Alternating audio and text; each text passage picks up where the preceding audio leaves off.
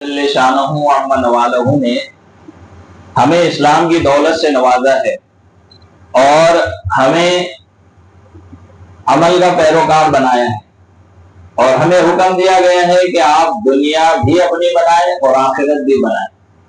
और कुरान पाक के अंदर एक जगह इरशाद फरमाया गया कि तुम्हारा जान तुम्हारी माल ये महफूज होना चाहिए, ये अल्लाह की दी हुई अमानत है। तो मुसलमान का अपनी जान का अपने माल की हिफाजत करना भी जिम्मेदारी है, ईमान के हिस्सों में से। किसमें से? ईमान के हिस्सों में से। इसलिए फजूल चीजों पे खर्च करने पर गुनाह है और अच्छी चीजों पे खर्च करने पर सवाब रखा है। हालांकि आदमी अपनी मेहनत से माल कमा रहा है, अब उसने माल कमाया, अल्लाह की तरफ से हुक्म होता है जैसे खर्च करे करते जा, तुझे ना सवाब ना उसके ऊपर कोई गुनाह। अरे है कि नहीं? लेकिन अल्लाह की तरफ से ऐसा नहीं। अगर फजूल चीजों पर खर्च करोगे जो आपकी जरूरत में से दाखिल नहीं है और गुनाह का काम है, उसके अंदर पैसा खर्च करोगे, अल्लाह की तरफ से पकड़ोगे। अल्लाह की तरफ से क्या होगी? पकड़ो। हालांकि मेहनत से कमाया अपना पैसा है, खर्च मर्जी जैसे करना चाहे कर सकता है, लेकिन अल्लाह ने आजाद नहीं छोड़ा। इसलिए कि जो माल हमें अल्लाह ने दिया है वो भी किसकी अमानत है? अल्लाह की अमानत है। ऐसे ही हमारी जान है कि जान भी आदमी चाहे तो अपने आप को हलाक कर ले, कूद जाए, समंदर में डूब जाए, जलकर मर जाए, कटकर मर जाए, अपने आप को हलाक कर ले, जिसको हम खुदकुशी कहते, उस पर कोई गुनाह नहीं होना चाहिए था, खुद की जान है ना। लेकिन अल्लाह क्या फरमा रहा है, अगर किसी ने अपने आप को हलाक कर लिया तो कयामत तक उसे अजाब के अंदर वो मुब्तला रहेगा और अल्लाह उसकी बख्शिश नहीं करेगा। ये मौत हराम होती है। कैसे होती है? ये मौत हराम होती है। एक शख्स का घर नदी के किनारे था, जो है समंदर में लहर आ गई, पानी बढ़ गया, अब वो बह गया, उसमें डूब के मर गया, तो वो शहीद कहलाएगा। वो क्या हो गया? वो शहीद कहलाएगा। लेकिन एक शख्स जानबूझकर समंदर में कूदा और डूब के मर गया तो वो हराम मौत मरा है। कैसे मरा है? अब उसके लिए दुआए मग़फ़िरत भी नहीं है और उसको अल्लाह जहन्नम में डालेगा। इसलिए कि जान और माल किसका दिया हुआ है? अल्लाह की अमानत है, इसको जाय करने का हुक्म हमको नहीं है। अब हमारे मुल्क के हालात क्या है? हमारे मुल्क के हालात भी यही है कि मुसलमानों के जान को भी उनके माल को भी क्या कर लिया जाए? छीन लिया जाए। इसलिए कि यही लोग हैं जो हुकूमत से टकरा सकते हैं, इनके अलावा और किसी में दल और इतनी ताकत नहीं है जो लड़ सके। हुकूमत से लड़ने की ताकत किसमें है? सिर्फ मुसलमानों में अल्लाह ने रखी है। तो इसके लिए मुसलमान सबसे ज्यादा टारगेट पर है। और अब जो SIR का मामला चल रहा है, आज हमारा जो मौजू भी है कि किसी की मदद करने पर अल्लाह ने क्या सवाब रखा है। मदद करने से मुराद यही है आज कि जो SIR का मामला चल रहा है ये इतना खतरनाक है। हम मुसलमान गैरों को देखकर, दूसरे तबके को देखकर सोच रहे कि इससे कुछ नहीं होगा, उनका कुछ होना हो, हमारा बहुत कुछ हो जाएगा उससे। बात समझ में आ रही? हमारा बहुत कुछ हो जाएगा। इसलिए हमें उसके अंदर ढील नहीं देना है, लापरवाही बिल्कुल भी नहीं कर। आगे जो होगा वो देखा जाएगा। अपनी तरफ से पूरी कोशिश, पूरी मेहनत हम सबको करना है ताकि हम किसी भी तरीके से पकड़ में ना आए। बात का मामला वो जो होगा वो देखा जाएगा। हमारे बड़ों की तरफ से जो रहनुमाई होगी वैसा किया जाएगा। जो आंदोलन करना है या जो भी मामला तय होंगे बड़ों की तरफ से वो सब किए जाएंगे। लेकिन अपने तरफ से कोई लापरवाही नहीं होना चाहिए। क्या नहीं होना चाहिए बोलो?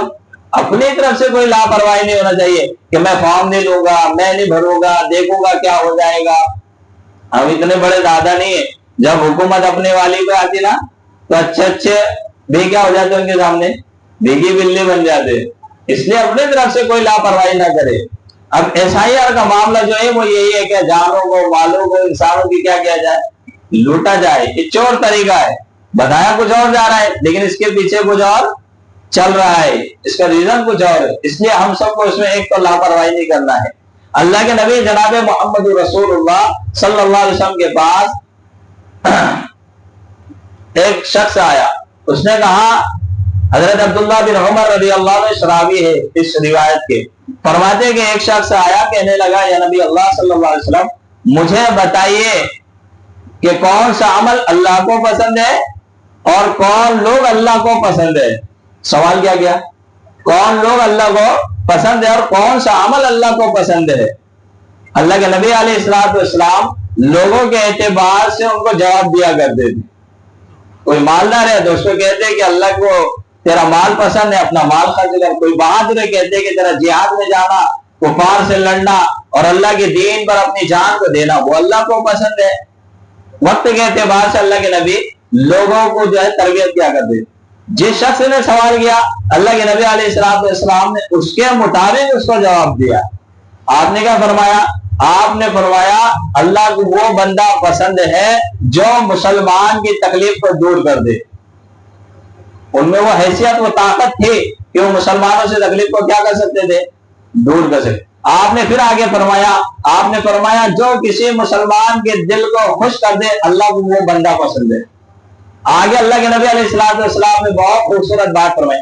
آپ نے فرمایا جو کسی مسلمان کی ضرورت کے لیے چلے، اپنے قدم کو آگے بڑھائے، اپنے علم کے ذریعے، اپنی معرفت کے ذریعے، اپنے پاور کے ذریعے کسی مسلمان کی مدد کر دے، اس کے دل کو خوش کر دے، اللہ تبارک و تعالیٰ اسے کیا دے گا؟ وہ بھی انعام سے ہو.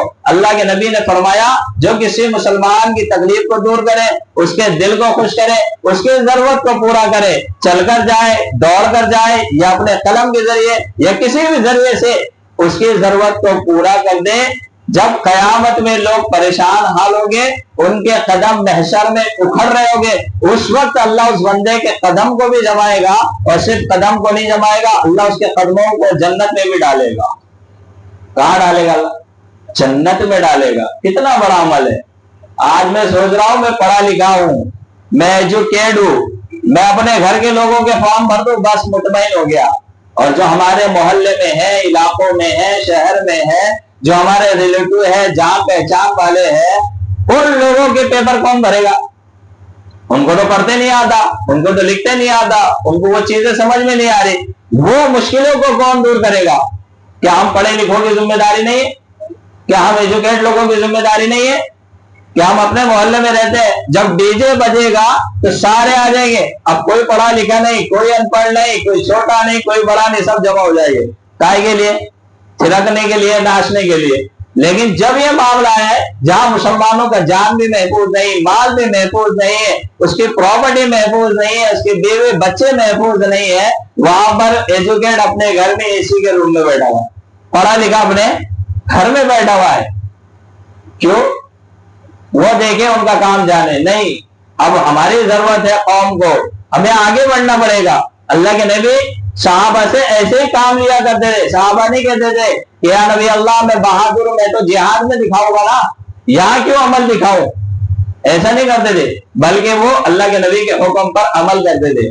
میں پڑھا لکھا ہوں، میری ذمہ داری ہے. میرے پڑوس کے اندر، میرے محلے میں، میرے علاقے میں کون سا گھر ایسا ہے جن کو فارم سمجھ میں نہیں آ رہا، یا اب تک فارم نہیں ملا، یا فارم وہ فیل نہیں کر پائے، یا فارم بھرے نہیں پائے، یا ان کو یہ نہیں پتا کہ BLO کون ہے، میرا فارم کہاں ملے گا؟ تو ان کی مدد کرنا کس کی ذمہ داری ہے؟ ہم پڑھے لکھے لوگوں کی ذمہ داری ہے یہ. ہم فیس بک پر بیٹھ کر، واٹس ایپ پہ بیٹھ کر، انسٹاگرام پہ بیٹھ کر بڑی دینداری جھاڑ رہے، ایسے کمنٹ بڑے بڑے کمنٹ کر دے، لیکن یہاں ہاتھ چلانے کے لیے تیار.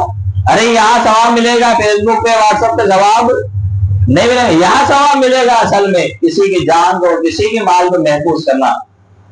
حضرت ابو بکر صدیق رضی اللہ عنہ فرماتے ہیں کہ اے لوگوں، تم نے یہ آیت سنی ہے، یہ آیت پڑھی ہے جو میں نے ابھی خطبے کے اندر پڑھی ہے، شروع کے اندر، یا ایھا الذین آمنوا لا یضرکم من ضل اذا اهتدیتم. تو تم یہ سمجھتے ہو کہ تم ہدایت پر ہو، عمل پیرا ہو، اور جو لوگ گمراہ ہے ان کا تم پر کوئی وبال نہیں، کوئی نقصان نہیں. اصل ایسا نہیں ہے، بلکہ جو شخص ظالم کو نہ روکے، ظلم سے ظالم کو نہ روکے، مظلوم کی مدد نہ کرے، تو وہ بھی جو ہے اس عذاب کے اندر مبتلا ہو جائے گا. آگے آپ نے فرمایا کہ جب وہ معاملہ یعنی عذاب آئے گا تو اللہ اس کو بھی اس کے اندر شامل فرمائے گا، اس کو بھی اس کے اندر شامل فرمائے گا. تو ہم مطمئن ہیں کہ میرا فارم تو بھر دیا میں پڑھا لکھا ہوں، میرا کچھ نہیں ہوگا.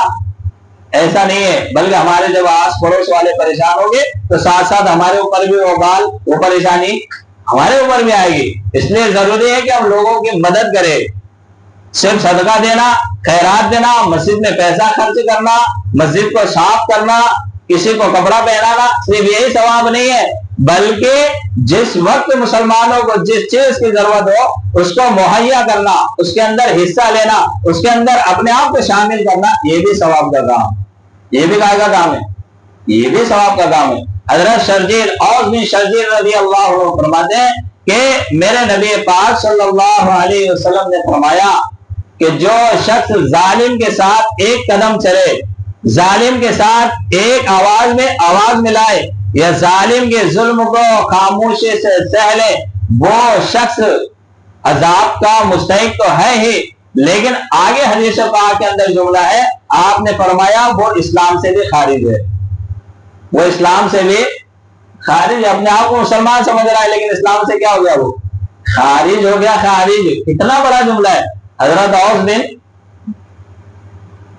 کیا نام لیا، حضرت اوس بن شرجیل رضی اللہ عنہ، یہ دو تین صحابی ہے، نام لینے میں دقت ہو جاتی اس لیے میں بھول گیا تھا۔ اوس بن شرجیل رضی اللہ عنہ ہی ہے، انہوں نے فرمایا کہ اگر کسی ظالم کو ہم نے نہیں روکا، قدم میں قدم ملایا، اس کی آواز میں آواز ملائی، یا خاموش رہے اور لوگوں پر ظلم ہو گیا، تو وہ شخص اسلام سے خارج ہو جائے گا۔ اب اس میں ان پڑھ لوگوں کا کوئی لینا دینا نہیں ہے، ان کو تو آتا ہی نہیں پڑھتے لکھتے، ان کا کوئی میٹر ہی نہیں ہے۔ اب کس کا میٹر ہے؟ پڑھے لکھوں کا، ایجوکیٹ کا، جو اس چیز کو جانتے، اس فیلڈ میں اپنے آپ کو رکھتے ہیں، ان کا کام ہے یہ۔ ہاں، صرف ممبروں کے پیچھے گھومنا اور منتریوں کے پیچھے گھومنا، اور ایک بڑا پاؤ مل جائے، 500 روپے مل جائے، 700 روپے مل جائے، 2 سیلفی مل جائے اور آرٹیو کا چھوڑ دینا، یہی کافی نہیں ہے، بلکہ اب ضرورت مسلمانوں کو ہے۔ اپنے علاقوں میں دھیان دیں، پورے شہر میں نہیں، کہاں دھیان دینا ہے؟ اپنے علاقوں میں دھیان دینا ہے ہم کو، کہ اپنے علاقوں میں جائے اور پوچھے برہمی سے، چاچی سے، خالہ سے کہ آپ کا فارم بھرا گیا کہ نہیں بھرا گیا، آپ کو فارم ملا کہ نہیں ملا، اور ان کو تلاش کر دے۔ تھوڑی سی محنت لگے گی، لیکن کتنا بڑا ثواب اللہ نے اس کے اندر رکھا ہے، کتنا اجر و ثواب اللہ نے اس کے اندر رکھا ہے۔ اس لیے اللہ کے نبی علیہ الصلوۃ والسلام نے فرمایا جو کسی مسلمان کی مدد کرے گا اللہ تبارک و تعالیٰ اس کی مدد فرمائے گا۔ اور صحیح مسلم کے اندر ایک حدیث ہے، اللہ کے نبی علیہ الصلوۃ والسلام نے فرمایا جو شخص کسی مسلمان کی مدد کرتا رہتا ہے اور جب تک کرتا رہتا ہے اللہ بھی اس کی مدد اس وقت تک کرتا رہتا ہے۔ اور ہم یہاں دعاؤں میں مانگ رہے، رو رو کے مانگ رہے، اللہ میری مدد فرما، میری مدد فرما، مدد فرما۔ اللہ اوپر سے کہہ رہا ہے کہ تو پہلے میرے بندوں کی مدد کر تو میں تیری مدد کروں گا۔ کیا کہہ رہا اللہ؟ تو میرے بندوں کی مدد کر، میں تیری مدد کروں گا۔ میں تیار ہی نہیں ہوں کسی کی مدد کرنے کے لیے، میرے بھائی کا پرچہ ہی نہیں آیا، میں بے فکر ہوں، میرے بھائی کو لوگ اٹھا کر لے جائیں گے اور پولیس والے بار بار اس کو بلائیں گے، اچھا لگے گا ہم کو؟ ارے بولو نا، اچھا لگے گا؟ نہیں۔ پھر ہم پڑھے لکھوں کا کیا کام بنتا ہے؟ اپنے علاقوں میں، اپنے گھر میں، اپنے شہر میں ہم پوچھیں کہ بھئی تمہارا فارم آیا کہ نہیں آیا، ملا کہ نہیں ملا، چیک کر کے موبائل میں بتائے۔ 4-4 6-6 گھنٹے ہم دوسری چیزیں دیکھ رہے ہیں، چلا رہے ہیں، دوسروں کو فائدہ پہنچا رہے ہیں، اور اپنے بھائی کو نہ پہنچائے، اپنے علاقوں والوں کو نہ پہنچائے، تو کیا فائدہ ہمارا 20,000 50,000 کا موبائل لے کر اور اس کو چلا کر؟